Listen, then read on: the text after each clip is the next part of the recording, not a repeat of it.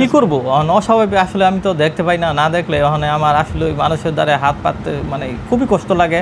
আমার বয়স হলো 8-9 বছর, তো আগে পরে মানে হিসাব অতি ছিল না, তো বা 7-8 এরকমই মনে করুন যে আগে দিনের বেলা চোখে দেখতাম না, মানে এই সন্ধ্যাকালে আচ্ছা মানে রাত কানা করে কইতো ওটা। পরে আস্তে আস্তে মনে করুন যে ওটা দিনেও দেখতাম না।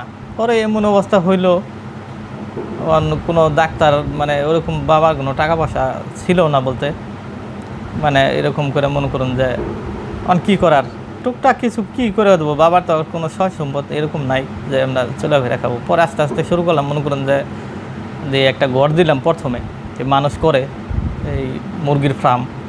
প্রথমে মনে করুন জায়গায় একটা ঘর দিলাম 16 সালে, মানে 16 সালের লাস্টের দিকে যেয়ে পরে আবার বাচ্চা নিলাম 1200 নেওয়ার পরে তারপরে মনে করুন যে আমার আস্তে আস্তে মানে 18 সালের পরে যে আবার হলো মনে করুন যে আর কিছু ওই সময় মোটামুটি কিছু আর কি করলাম, মানে লাভের পরিমাণ হয় নাই, মানে একটু করে পরে আবার মনে করুন যে আর কিছু বাড়াইছে আর কি ওইখানেই।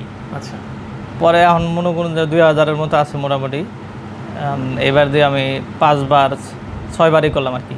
অস্বাভাবিক থেকেও যে আপনি একটা জিনিস করতেছেন, এটা কি করবো অস্বাভাবিক আসলে আমি তো দেখতে পাই না, না দেখলে ওখানে আমার আসলে ওই মানুষের দ্বারা হাত পাততে মানে খুবই কষ্ট লাগে। অথবা মনে করুন যে এমন আপনি তো নিজেও বুঝেন যে দুনিয়াদারি আর আল্লাহ তালা মনে করুন যে দিছে এলো দৃষ্টিটা মনে করুন যে দেখবার লেগে, কিন্তু না দেওয়ার কারণে তো কষ্ট আছেই, থাকার কারণে মনে করুন যে কষ্ট ভোগ করি ভাই।